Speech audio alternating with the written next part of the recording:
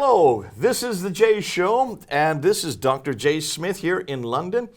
With me over here next to me is Hatun Tash. Hello, Jay. Thanks for having me again. You've been with us now for 10 episodes. Yep. We're now starting our 11th episode. It's been a long time. It has, because there's so much material that we're looking at.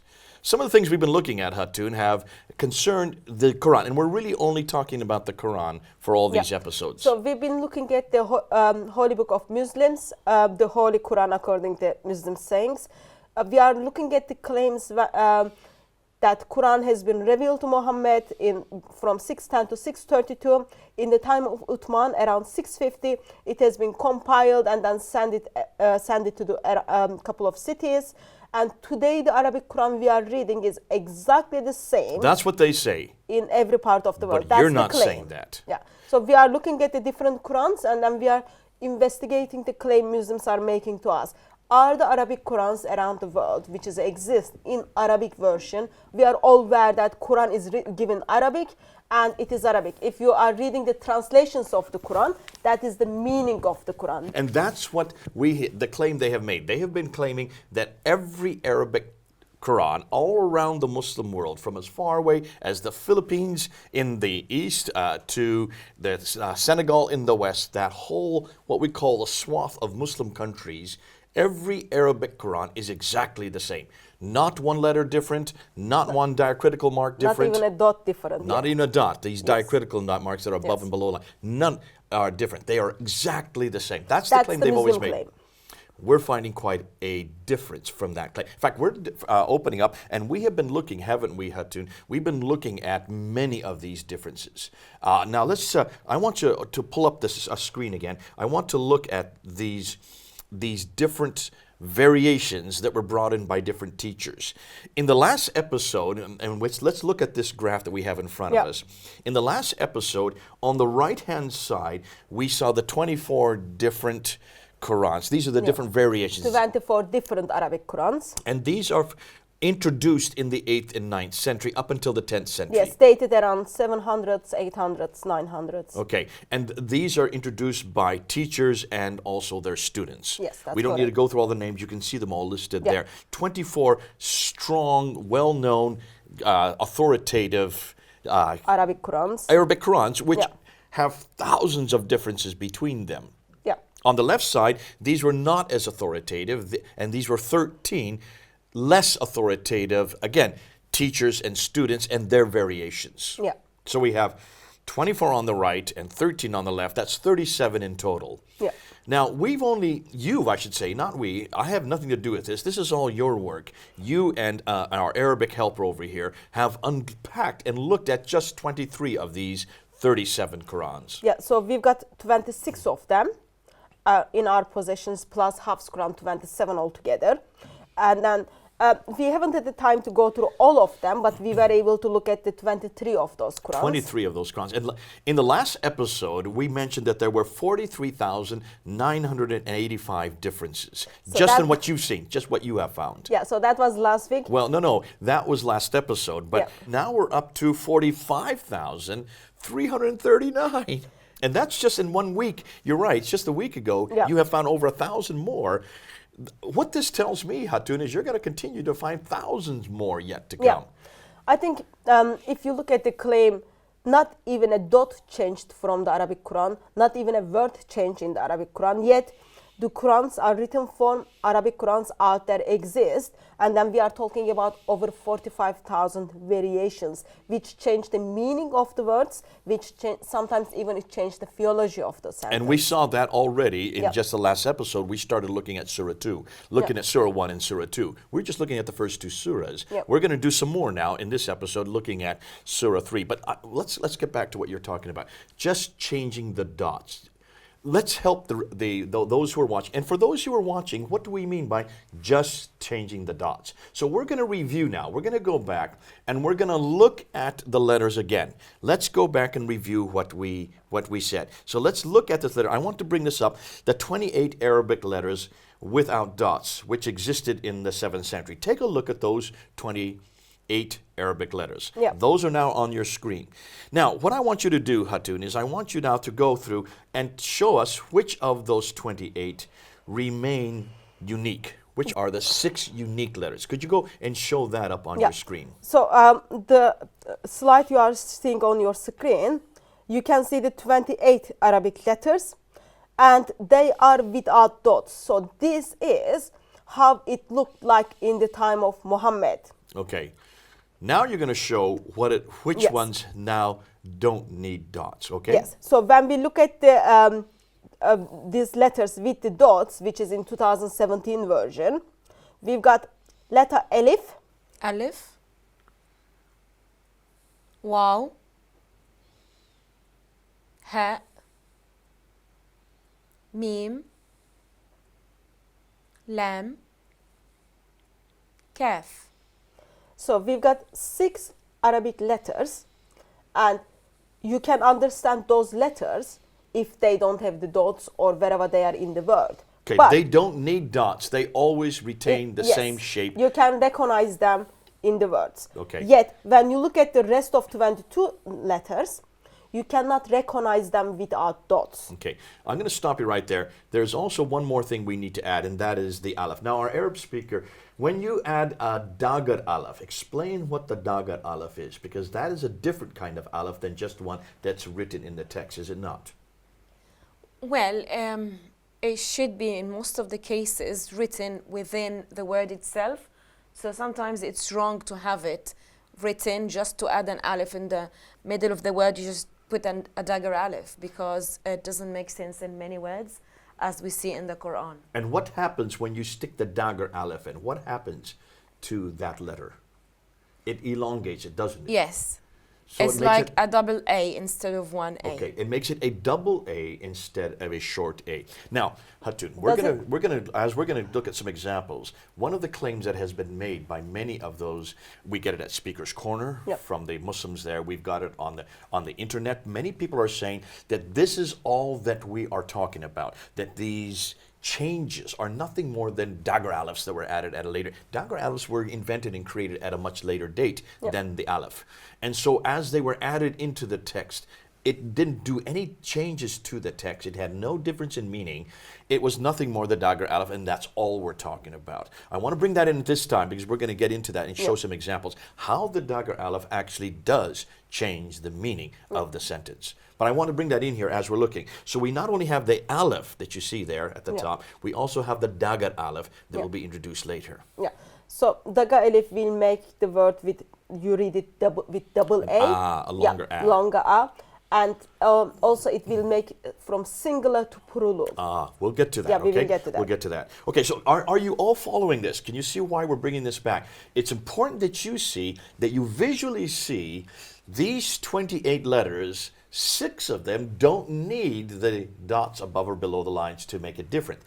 But the other 22, depending on where you have the dot above, or 2 dots, or 3 dots above, or 2 dots below, or 1 dot below, changes the meaning of the text. Now, let's just give some examples. We did this earlier, but I think it's important that let's just look at say a 3-letter word. If you could bring that up on your screen.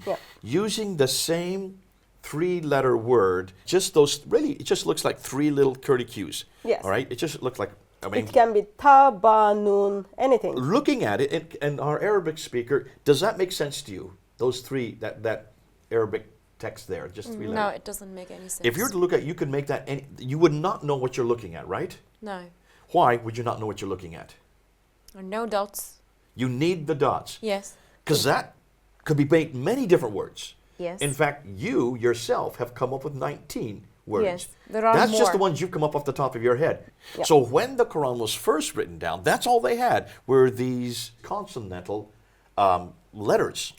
Let's now put up and look and see what we're talking about. Explain these ones we have our here. first word is house. Bait. Our second word is it spotted. Sprouted. Sprouted. Nabata. Third word is stayed over. Bayata. A girl or daughter. Bint. She built. Banat. Stood firm. Thabata. Grew. Nabata. We repent. Natub. He repents. يتوب. She repents. تتوب. He spreads or he broadcasts. يبث. She spreads or she broadcasts. تبث. We spread, we broadcast. نبث. He fixed or made firm. ثبت. She destroyed. تبت. We destroy. نتب. You destroy. تتب. It was destroyed. تبت. I repented. تبت. Now, just take a look at that. Depending on where you put the dot, above or below the line, whether it's 2 dots, 1 dot, above or below, it changes at 19 different ways. That's just the ones that our Arabic speaker has come up with. It took only like 5 minutes to just come up with those words. About 5 minutes. You could So probably spend more she time did- and come up with more words. Yeah. Therefore, the diacritical marks are absolutely important. So that means in the time of Muhammad, when Allah revealed Quran to Muhammad through angel, the word was written down if it was only like this, 3 same shape, then it was very easy for someone to come up with minimum 19 words just from this shape. Just from those 3 shapes. Because there are 22 different possibilities Yeah. that you could come up with. More from- than 22 actually. More than because 22, when- because you also have the other, Yeah. well, 28 is of course, but 22 as far as the diacritical marks Yeah. are concerned. So are you all, I hope that those who are watching are following what we're saying. Why we're bringing this up, we're spending extra time on this because it's important that you understand. I'm assuming many of you have never spoken Arabic, you have never read Arabic. We want to make sure that even those who have never come across Arabic can see why this is important. The dots above and below the line are absolutely crucial. And when the Quran was first written out, those dots did not exist. I mean, this is a question we've brought up, hasn't it? Why would God, in His wisdom, why would He choose Arabic to reveal His greatest revelation when He knew that at that time, Arabic could not have accommodated such a sophisticated text? I mean, to me, I'm That's one of- astounded. that's And I would what- like to ask God, and I know the answer. He said, well, this is not His text. This is He not did his not word, choose yeah. Arabic. I mean, that's the only conclusion I can come to. This could not be God's holy word. God would not make a mistake like this. If you remember Kindi, he talks about Quran cannot be word of God because it is very poor Arabic. It's a terrible Arabic. And Arabic is a very poor Yeah. language. On top of that, there were other languages God could have used that already did exist. He had Hebrew.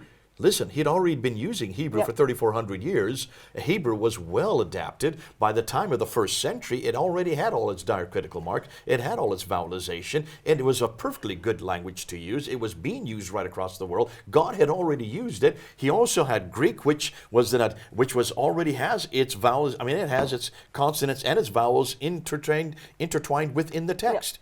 I think also it will be helpful to ask the question of, even, let's say, sake of the argument, God, with all His wisdom, He chose the language of Arabic. Then the question is, why did He send lots of different dialects for people to write the things down? It made more confused. Like Arabic wasn't good enough. The Qurayshi dialect was not Qurayshi, good Thani, enough. all those kind of things. We are talking about 7 different dialects. Allah didn't only send one language, He also sent like 7 dialects with that language. It made it more messy. And as we're looking now, we are finding these are not dialectic differences. Yeah. These are actually written differences. These are, as we're finding, these are letters that have been changed, not because of any dialect. These are changed by individual, by people, by teachers, and by students who did not like this word this way, change it to this other way. What gave them the authority to do that? Who gave them the authority to do that? And why have Muslims not acknowledged all these variations? We're up to 45,000 of them that you have just found. Why is it we're just finding these out now in the 21st century? Why have Muslims not admitted this from the very beginning? Yeah. Actually, it is known by some Muslims in first 300 years of Islam. People are talking about it. People are having debate about it. Yet, it comes to the 2017, Muslims still stands out and then says, actually, nothing changed in the Quran. And yet these Qurans are being sold all over the Arab world. You bought all of these Qurans in the last 2 years. These are not ancient Qurans. These are Qurans that still exist today. You can go out in the marketplace. You can go to Jordan. You can go to Yemen. You can come even here to London and you can buy them in the marketplaces. So these are questions that Muslims need to answer. But let's now get back. What we want to do is we want to continue what we did in the last episode, in episode 10, and we want to look at some of these differences. Now, we went and we did the first two surahs. We did Surah 1, Ayah 4, and then we did a smattering of Surah 2. Listen, Hatun, we could go through 45,000 of these. That's way too many. There's no way in the world that we're going to get through 45,000. So what you have done and what I have done is we have just gone through and we've pulled out certain ones to give examples of what we're talking about. People can have access to those Qurans. It's not that easy. But if someone is very curious and then conscious, they want to know what their eternal word says, then they can get access and then buy the Quran and then study. We will just give them little bit examples. And here's the other thing. As they buy the Qurans, when they open them up, they will see that they are different colors. Not all of the Qurans, but some of the Qurans. We've showed that already, haven't we? Some of the Quran gives us the color code. If it is different color, that means there is difference between that Quran versus Hafs Quran. Yeah, and so they don't even have to do a lot of the work. It's been done for them. So Muslims today, they need to do the work of what does it change the meaning or what is that meaning. That's what we're helping them with, and we're just going to show a smattering of them. But this is what's fascinating. Arabic publishing houses are publishing these Qurans today. Yeah. None of these you did. I didn't publish them, my father didn't publish them, or you didn't publish them. I don't have the finances to, I wouldn't have the background, and I wouldn't have the want to waste my time doing that. So we all bought them from the Muslim bookshops. You bought them, and you had friends buy them. And as you bought them, you saw that very clearly the Arabic publishing houses actually did the job for you by coloring the different... Some of them. By putting in colors to show you, and putting in margins the names of the different variations, and even the name of the student that had this variation of that word. That made it an awful lot easier. And we're going to look at some of them now. We've taken pictures, and everything we're going to show now are pictures of actual Qurans that you have. Yes. These are photographs, so you're not making this up, you're not writing it, you're not wasting your time trying to have other people write it. These are actual snapshots of Qurans side by side. Most of them are going to be Hafs and Warsh. We didn't really have time to go through all the others. We're going to bring a few in as examples just to show you that it's not just the Warsh, it's also other ones, so that we get a little smattering. But these are snapshots of each one of these verses with the Hafs on the left and either the Warsh or another one on the right. So we're now going to begin and jump into Surah 2. And we're going to try to go sequentially. So let's start with Surah 3 and let's look at Surah 3, Ayah 37. Okay. You read the Hafs one, I read the Warsh one. Okay. The Hafs one says, wa kaffalaha. Wa kaffalaha. And the Warsh says? Kafalaha. Well, you can see there is a shadda above the fa. So, why is that a big thing? Well, in the Hafs case, if you keep the shadda there, it says, Allah made sure she was taken care of. In the Warsh, however, if you take the shadda out, what does it mean? He took charge of her. In the sentence, it is, so her Lord, it talks in the context of Mary, her Lord made her grow in a good manner, and Zechariah, took charge of her. So Zechariah is the one who took charge of Mary and looked after Mary. Okay. In the Hafs, which is in the blue, so her Lord, this is Mary's Lord, made her grow in a good manner and put her under the care of Zechariah. So when you compare those two ayats together, in one of the occasions, she was put under the care of someone. Yeah. In other occasions, it was Zechariah who took charge of her. So really, what we're asking is, who did the action here? Yes. This changes the action. In one case, Allah takes care of the action. In the other case, Zechariah takes care of the action. So you see already here, just by picking a little shadda, a little W, it looks like a little W for those of us who don't read Arabic. For those of us who don't read Arabic, we call it a wrong way tree. A what? Tree, number 3 in a wrong way. Okay, a lazy 3 that's fallen down and is going to sleep. Okay, a sleeping 3. And that's really elongates the F sound. So in the Hafs, there it is put her under the care without the shadda. Zechariah took charge of her. Now that changes the person who does the action here. So that has significance already. We can see that has. Let's go to the next one here. And this is Surah 3, Ayah 79. If I'll have our Arab speaker, please read the Hafs in the Warsh. Hafs تعلمون. ورش تعلمون. Now you can see immediately that there is a problem here. If you could pull up the tu'alimun, you will see that there is a dhamma. Dhamma means a u. That's a vowel now. There's a u dhamma that is above the ta. The u then means you teach. You teach. Yep. Tu'alimun. But when you look at the warsh, there is no dhamma. It is a fatha that is above the ta. So here you have a difference in vowelization, not diacritical mark. We're looking at vowelization. Yep. But by doing that, you then have to change and bring a different diacritical mark. So under the lam, in the hafs, it has to be a e, a kasra, whereas under the warsh, it remains a fatha. Yep. So you then have to change. You have to correct the diacritical marks. And change diacritical marks. I guess the main question is, does it change the meaning of the word? Well, let me read the hafs in English. The translation there was, be you Rabbaniyun, because you are teaching the book and you are studying it. It then it changes to? Be you Rabbaniyun, because you know the book and you are studying it. So one is teach and the other is to know. It changes it completely. Yes, because I can know my scripture, but I'm not capable, or I don't have that ability to teach my scripture. That's right. Many of us know is something. Yeah, teaching is different gift.